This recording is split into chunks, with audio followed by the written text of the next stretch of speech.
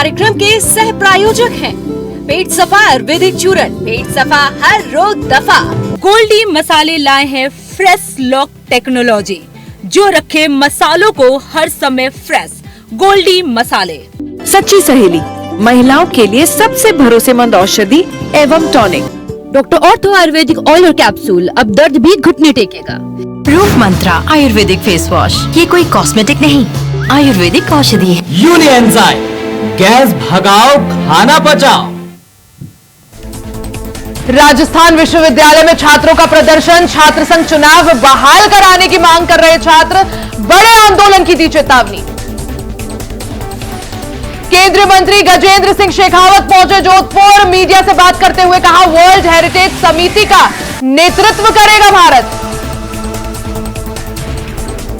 फर्जी आधार कार्ड बनाने वालों पर गिरेगी गाज, पूरे राजस्थान में सर्च ऑपरेशन चलाएगी सरकार। कांग्रेस विधायक रतन देवासी ने की थी कार्रवाई की मांग। राजस्थान में आरएएस प्रतियोगी परीक्षा का आयोजन, आरपीएससी ने किया आयोजन। राजस्थान के 5 जिलों में बने परीक्षा सेंटर, लगभग 20,000 कैंडिडेट्स ने लिया हिस्सा।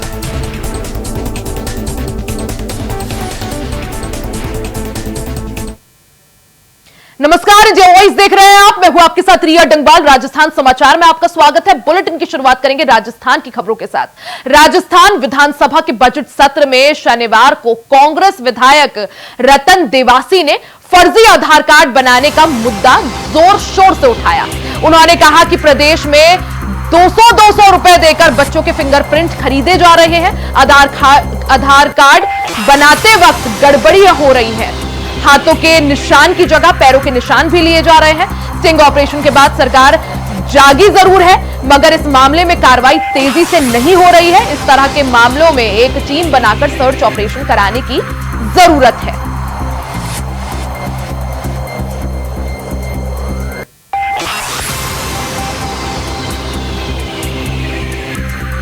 जिला बाड़मेर व जालोर में आधार कार्ड के केंद्र से फर्जी आधार कार्ड बनाए जाने के संबंध में पुलिस विभाग में कोई मामला प्रकाश में नहीं आया एवं न ही फर्जी आधार कार्ड बनाए जाने के संबंध में कोई प्रकरण दर्ज हुआ। इस संबंध में सतत निगरानी जारी है। दैनिक भास्कर समाचार पत्र ने दिनांक 21 जून 2024 के पाली में से प्रकाशित प्रकाशन में फर्जी दस्तावेज बायोमेट्रिक का उपयोग कर फर्जी आधार कार्ड बनाए जाने की खबर प्रकाशित होने पर प्रकरण सूचना प्रौद्योगिकी एवं संचार विभाग के संज्ञान में आया। उपरोक्त खबर पर सूचना प्रौद्योगिकी एवं संचार विभाग द्वारा त्वरित कार्रवाई करते हुए भारतीय विशिष्ट पहचान प्राधिकरण नई दिल्ली से उल्लिखित आधार कार्ड के संबंध में जांच करवाई गई, जिसमें उक्त आधार कार्ड का नामांकन रजिस्ट्रार सूचना प्रौद्योगिकी एवं संचार विभाग के अधीन कार्यरत ऑपरेटर कन्हैयालाल की आईडी से होना पाया गया। प्रकरण के संलिप्त ई मित्र आधार संस्थानों के खिलाफ पुलिस में प्राथमिकी संख्या 63 दिनांक 21 से 2000 पुलिस थाना सरवाना जिला चांचौर में दर्ज करवाई जाकर कानूनी कार्रवाई अमल में लाई गई। जिला चांचौर में आधार कार्ड बनाने वाले ई मित्र संस्थानों के विरुद्ध 2 प्रकरण दर्ज किए गए। मुकदमा संख्या 209/2023 अंतर्गत धारा 420 आईपीसी एवं धारा 66 सी सूचना प्रौद्योगिकी अधिनियम 2000 पुलिस थाना सितरवाना जिला चांचौर में दर्ज किया जाकर आरोपी मनोहर लाल पुत्र गोगाराम निवासी सेरिया जिला चांचौर को दिनांक 21 से 2024 को अपराध प्रमाणित पाए जाने पर गिरफ्तार किया गया। ज्यादा जानकारी के लिए सीधा रुख कर लेते हैं संवाददाता कुलदीप सैनी का। कुलदीप, क्या कुछ ये पूरा फर्जी आधार कार्ड से जुड़ा मामला है जिसे कांग्रेस विधायक रतन देवासी ने उठाया? देखिए, राजस्थान विधानसभा का बजट सत्र रहा और आज वार्षिक प्रतिवेदन पटल पर रखे गए थे, जहां पर कई मुद्दों को लेकर चर्चाएं होनी तय थी। और लेकिन जिस तरीके से हमने देखा कि कल रात को जहां पर सदन स्थगित हुआ था, वहां हंगामेदार रहा, क्योंकि इस फर्जी आधार कार्ड के मुद्दा एक बार फिर गरमाया। जालोर का ये मामला था जहां पर बच्चों के बायोमेट्रिक्स खरीदे गए और 100-200 रुपए की कीमत लगाकर फर्जी आधार कार्ड नियुक्त दिए गए और इसके बाद एक बड़ा घोटाला, जहां तक हम देखते हैं कि राजस्थान के मेवात और कई क्षेत्रों में जो ऑनलाइन ठगी और कई तरह की चीजें सामने आती है, और वही कारण है कि जिस तरीके के फर्जी आधार कार्ड बनाए जाते हैं, तो एक टेक्नोलॉजी के माध्यम से हम देखते हैं कि फर्जी मोबाइल सिम या फर्जी मोबाइल खरीदे जाने के काम जो सामने आते हैं, वो कहीं ना कहीं एक बड़ा जो एक गैंग बनकर सामने आती है, उसका एक मुद्दा राजस्थान विधानसभा में जरूर उठा है, जहां पर जो विभागीय मंत्री हैं उन्होंने साफ कहा है कि फर्जी आधार कार्ड का मुद्दा सामने आया है और इस पर सीबीआई से जांच कराने के लिए केंद्र सरकार से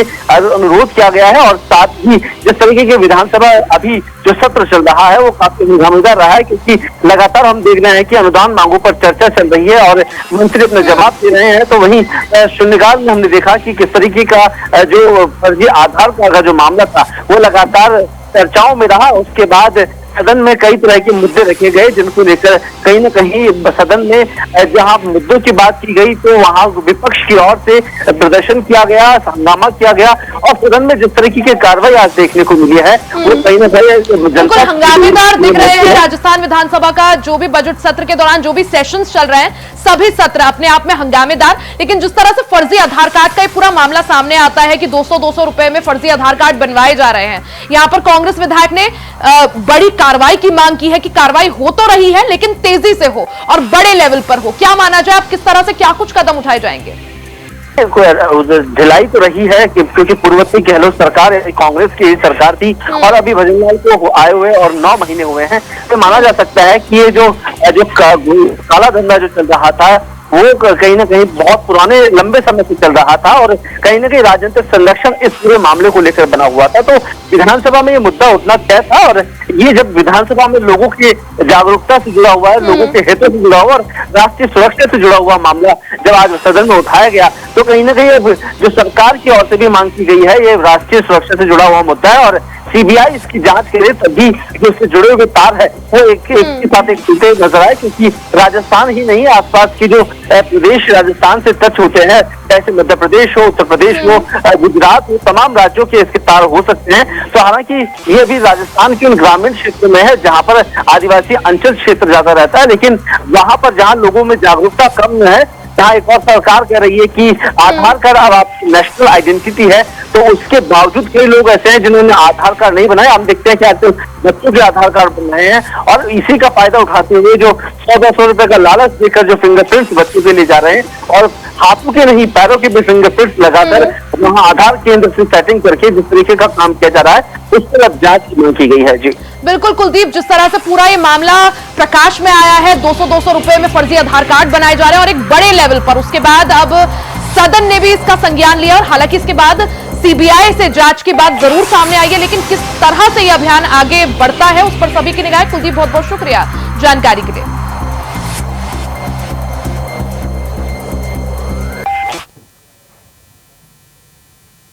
वहीं जयपुर से बड़ी खबर आपको बता दें, राजस्थान विश्वविद्यालय में छात्रों का प्रदर्शन देखने को मिला। छात्र संघ चुनाव बहाल कराने की छात्र मांग कर रहे हैं।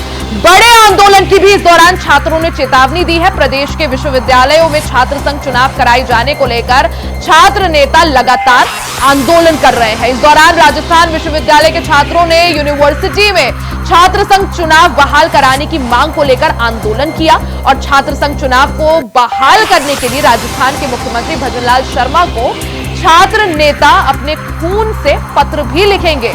प्रदर्शन को देखते हुए 5 थानों का पुलिस जो टीम है वो परिसर में तैनात की गई है। उग्र प्रदर्शन को देखते हुए राजस्थान यूनिवर्सिटी में पहली बार वाटर कैनन गाड़ियां भी मंगवाई गई हैं। हालांकि पुलिस ने इसका प्रयोग अभी तक नहीं किया है।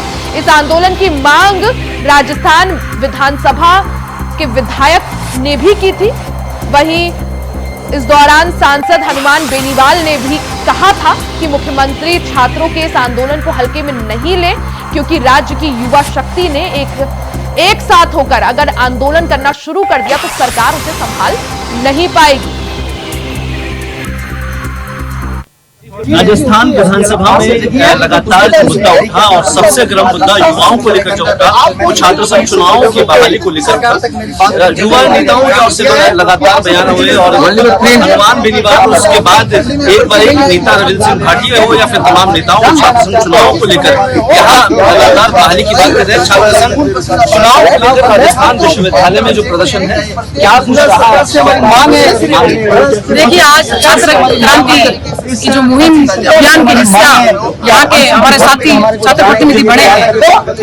इस मुहिम की शुरुआत हमने जयनारायण विश्वविद्यालय जोधपुर से की और आज हमारे भाई हमारे साथ जुड़े हैं।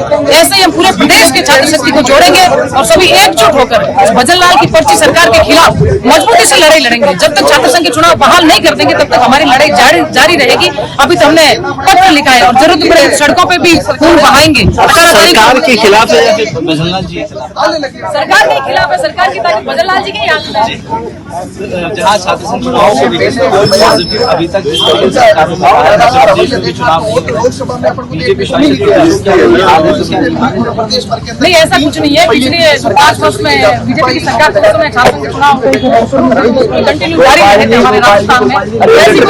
ये समस्या नहीं है कि भाजपा की सरकार छात्र संघ चुनाव करवाना ही नहीं चाहती या कभी करवाए नहीं, ये चुनाव के पक्ष में रही है। मगर इस बार ये चुनाव करवाने के पक्ष में क्यों नहीं आ रही? ये क्यों चुप्पी छाप के बैठे हैं? इनकी हटगर्मिता ये छोड़े और समय रहते छात्रों के हित में फैसला ले। फिर वजह यहाँ पर धूप में गर्मी में सड़कों पर आंदोलन नहीं कर रहे। इनका हमारा हक और अधिकार है छात्र संघ का चुनाव और हम हमारे हक और अधिकार के लिए जिस हद तक हमें लड़ना पड़ेगा तैयार है। आखिर सरकार को झुकना पड़ेगा, इसलिए हम तो कहते हैं कि समय रहते आपकी भी बात रह जाए, हमारी भी बात रह जाए। आखिर तो आपको झुकना ही पड़ेगा, तो समय रहते झुको ताकि आपकी भी बात कुछ रह जाए कि आपने स्टूडेंट्स की बात को मानी। समय रहते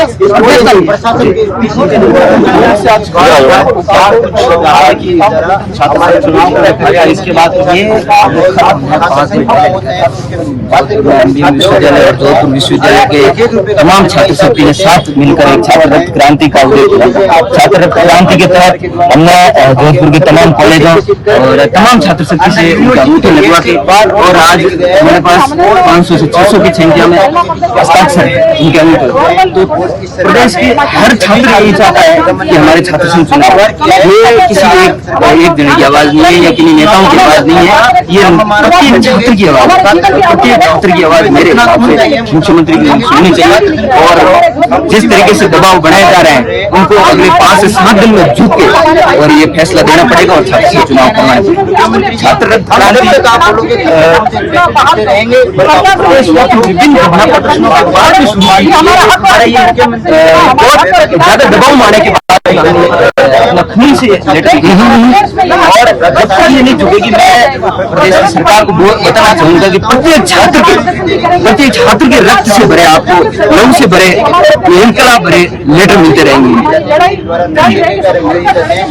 तो राजस्थान विश्वविद्यालय में लगातार छात्र घोषित है और जहां हम देख रहे हैं एक और छात्रों का प्रदर्शन हो रहा है और मुख्यमंत्री को यहाँ पर सैकड़ों की संख्या में पत्र पहुंचाए जा रहे हैं और मुख्यमंत्री को ये बात अवगत कराई जा रही है कि छात्र संघ चुनाव नहीं होते हैं तो किस तरीके के यहाँ पर प्रदर्शन देखने को मिलेगा। और हालांकि पुलिस मामले को लेकर हम देखते हैं तो कहीं ना कहीं छात्र संघ चुनाव को लेकर विधानसभा में ये मांग उठाई गई और उसके बाद अब ये माना जा रहा है कि छात्र संघ चुनाव को लेकर सरकार फैसला जरूर लेगी। लेकिन हालांकि जहां तक देख रहे हैं कि पिछले 4 सालों में गहलोत सरकार रही और पूर्ववर्ती सरकारों ने वो फैसला नहीं लिया। अब ये माना जा रहा है कि इस बार की सरकार की ओर से लगातार जो किए जा रहे हैं उसके बाद एक बड़ा फैसला लिया जा सकता है।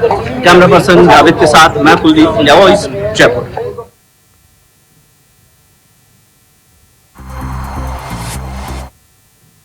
वहीं केंद्र पर्यटन मंत्री एवं संस्कृति मंत्री गजेंद्र सिंह शेखावत जोधपुर पहुंचे और मीडिया से बात करते हुए उन्होंने कहा कि देश भर में पर्यटकों को बढ़ाने के लिए सरकार मंथन कर रही है और देशी विदेशी पर्यटकों की संख्या में इजाफा हो इसके लिए सरकार प्रयास करेगी।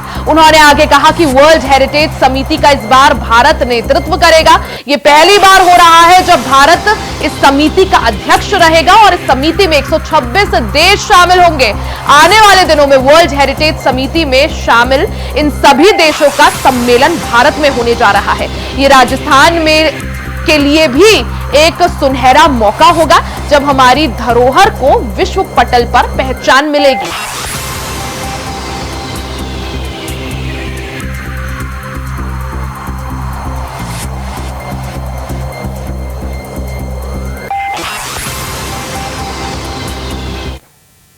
देखिए, मुझे लगता है कि एकल खिड़की और परमिशन उसका एकमात्र कारण नहीं है।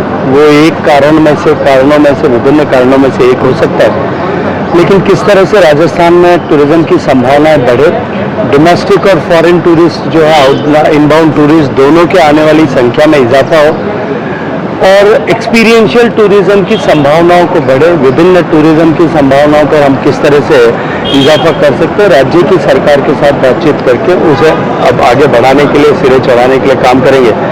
क्योंकि टूरिज्म हमारे संविधान की धारणा के अनुरूप राज्य का विषय है, तो राज्य सरकार को प्राथमिक रूप से इस पर जो है अपनी तरफ से योजना बना करके भारत सरकार को भेजना होगा और निश्चित उस पर विचार सकारात्मक रूप से सेंट्रल बजट को लेकर सेंट्रल बजट सबसे बड़ा आयोजन हो रहा जा रहा है वर्ल्ड हेरिटेज का, आप उसकी अध्यक्षता कर रहे हैं, बात उसका अध्यक्षता कर रहे हैं। देखिए, भारत के लिए सौभाग्य का विषय है कि ग्लोबल वर्ल्ड हेरिटेज कमेटी जो यूनेस्को के कन्वेंशन के बाद जिसके 195 देश सिग्नेटरी हैं और हर देश को वर्ल्ड हेरिटेज कमेटी में जो स्टीयरिंग कमेटी है कन्वेंशन की, 21 देशों को हर 4 साल के लिए, 10 साल में से 4 साल के लिए उसमें सदस्य होने का अवसर मिलता है। भारत को इससे पहले भी 4 बार सदस्यता का अवसर मिला, लेकिन ये सौभाग्य मैं मानता हूँ मेरा कि मेरे मंत्री बनने के साथ ही भारत को अध्यक्षता का अवसर भी मिला और अध्यक्षता के अवसर के साथ में आज़ादी के बाद पहली बार भारत में वर्ल्ड हेरिटेज कमेटी की बैठक होना सुनिश्चित हुआ। तो बहुत बड़ी चुनौती थी कि केवल इस 40 दिन के कालखंड में हमें एक बड़ा आयोजन करना था जिसमें देश दुनिया के लगभग 3200 से ज़्यादा प्रतिनिधि होंगे, दुनिया के 165 से ज़्यादा देशों के प्रतिनिधि वहाँ पे उपस्थित होंगे, 30 से ज़्यादा देशों के मंत्री उसमें उपस्थित होंगे, जो टेक्निकल लोग उसमें उपस्थित होंगे और इसके साथ साथ में जो है माननीय प्रधानमंत्री जी और डीजी यूनेस्को दोनों की उपस्थिति में उसका उद्घाटन होगा और ये आयोजन जो है ये बैठक 10 दिनों तक। वहीं राजस्थान में आरपीएससी की ओर से आरएएस प्रतियोगी परीक्षा 2023 का आयोजन आज यानी शनिवार और रविवार को 5 जिलों के मुख्यालयों पर किया जा रहा है। ये परीक्षा 2 पारियों में आयोजित की जा रही है। आरएएस मुख्य परीक्षा से पहले इसकी प्री परीक्षाएं आयोजित की गई थी और इसे लेकर आरपीएएस के साथ पुलिस ने भी सुरक्षा के पुख्ता इंतजाम किए हैं। आपको बता दें कि 19,000 से ज्यादा कैंडिडेट्स इस परीक्षा में हिस्सा ले रहे हैं, जबकि 900 से ज्यादा पदों के लिए ये भर्ती होगी।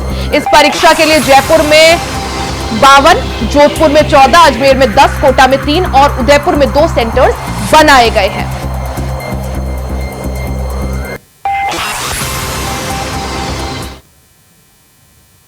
वहीं जयपुर के बालोतरा जिले में के शिवाना ब्लॉक के राजकीय उच्च प्राथमिक विद्यालय में स्कूल के समय में हुई चाकूबाजी की घटना में घायल हुए प्रधानाचार्य हरदयाल और शिक्षक सुरेश कुमार से शिक्षा मंत्री मदन दिलावर ने फोन पर बात की और उनका हालचाल जाना। उन्होंने कहा कि इस तरह की घटना चिंता का विषय है। विद्यालय में बड़ी संख्या में छोटे छोटे बच्चे भी पढ़ते हैं, कोई बड़ी घटना भी हो सकती थी। फिलहाल दोनों शिक्षक ठीक है। शिक्षा मंत्री मदन दिलावर दोनों शिक्षकों के शीघ्र स्वस्थ होने की उन्होंने कामना भी की।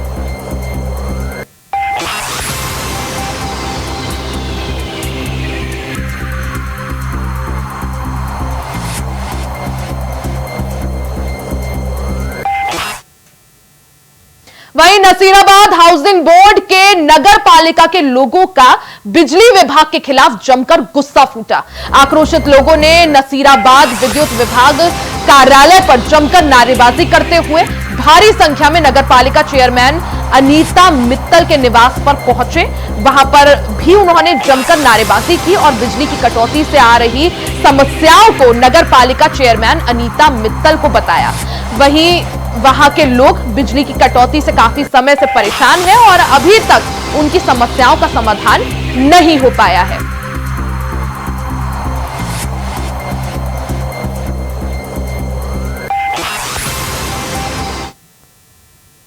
वहीं जोधपुर सेंट्रल जेल के बंदी भी अब वॉलीबॉल खेलते हुए नजर आएंगे, क्योंकि इंडियन ऑयल की ओर से सामाजिक सरोकारों की कड़ी में जेल में बंद बंदियों के लिए एक कार्यक्रम शुरू किया गया है, जिसमें बंदियों को 1 महीने तक वॉलीबॉल की ट्रेनिंग दी जाएगी और जेल की राज्य स्तरीय प्रतियोगिताओं में भी वो हिस्सा ले सकेंगे।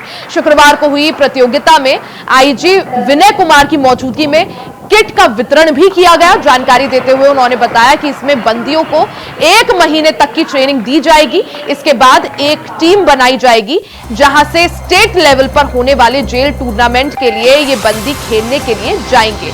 इसमें कुल 40 बंदियों को ट्रेनिंग दी जा रही है। इसके लिए सभी को किट और खेल सामग्री का वितरण भी किया गया है। उन्होंने बताया कि बंदियों के लिए समय समय पर समाज की मुख्यधारा से जोड़ने के उद्देश्य से इस तरह के कार्यक्रम किए जाते हैं।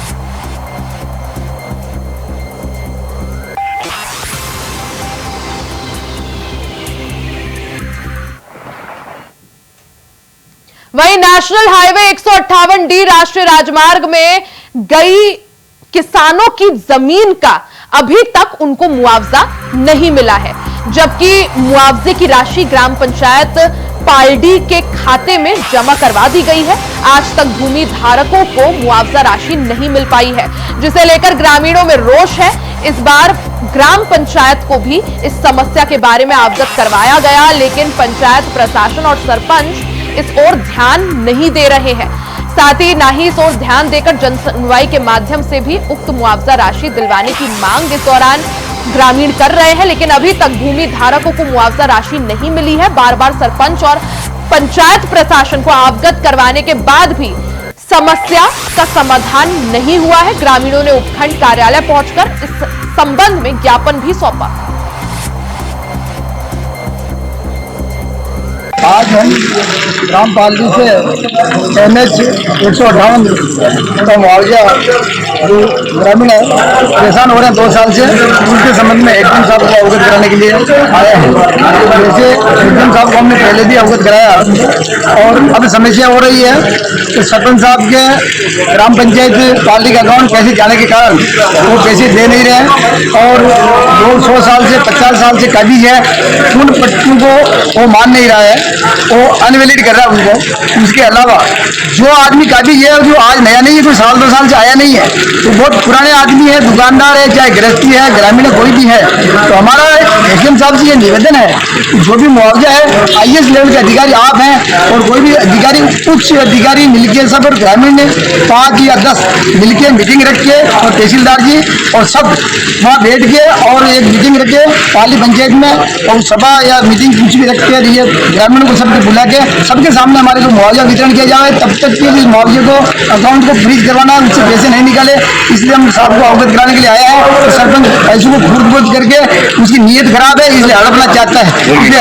इसलिए हमारा निवेदन साहब से है कि भूमि अवाप्ति का जितना पैसा है सबको मतलब उचित हिसाब से मिले और उचित कार्रवाई करें। अवाप्ति का जो मामला है हमारे जो NH के 158 के तहत हमारे गाँव में भूमि अवाप्ति की गई है, जिसका मुआवजा ग्राम पंचायत के खाते में डाल दिया गया है भूमि का, और हम पंचायत में मुआवजा लेने गए तो सरपंच ने हमें मना कर दिया और कहा कि हमारे प्रश्न नहीं है मुआवजा वितरण करना और ये पंचायत के खाते नहीं रहेगा, हम आपको नहीं दे सकते हैं, और आपको अगर लेना है मुआवजा तो आप एसडीएम साहब और कलेक्टर साहब से हमें लिखित में आदेश दिलवाए, तभी मैं ये मुआवजा दे सकता हूँ। और बाकी हम 50 साल से भी ऊपर यहाँ हमारे निवास हमारे मकान बने हुए हैं, हम रह रहे हैं और हमें सरकारी सुविधाएं मिली हुई है, लाइट भी दी हुई है, पानी के नल कनेक्शन भी दिए हुए हैं यहाँ पे, और ये उनको मान्य नहीं कर रहे हैं। उस समय जब हम निवास करते थे उस समय यहाँ पे रोड नाम था ही नहीं, उसके बाद ही रोड बना, PWD ने बनाया, उसके बाद NH में चला गया। तो हम सरकार से और प्रशासन से और आदेश मतलब कामना करते हैं कि हमें हमारा मुआवजा दिलाया जाए और सबको अपनी अपनी भूमि का मुआवजा दिलाया जाए, यही हमारी भूमिका। अगली खबर टोंक जिले के मालपुरा से है, जहां 2 लापरवाह शिक्षकों को प्रारंभिक शिक्षा निदेशक ने निलंबित कर दिया है। आपको बता दें कि बीते दिन स्कूल की छुट्टी होने के बाद 4 साल के मासूम बच्चे को स्कूल के कमरे में भूल से बंद कर चले जाने के मामले को लेकर निदेशक ने गंभीरता से इस मामले को लिया है। देजवास प्राइमरी स्कूल की कार्यवाहक प्रधानाचार्य रुबीना खातून और अध्यापिका पूजा चौधरी को निलंबित कर दिया गया है।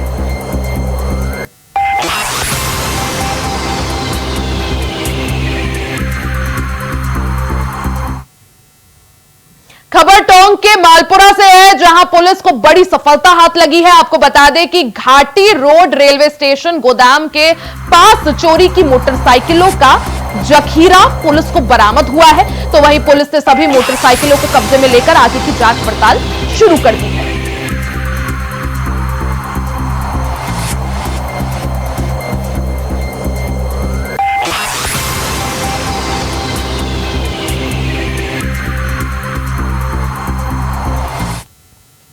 इसी के साथ राजस्थान समाचार में फिलहाल के लिए सिर्फ इतना ही। खबरों का सिलसिला जारी रहेगा, बने रहे हमारे साथ।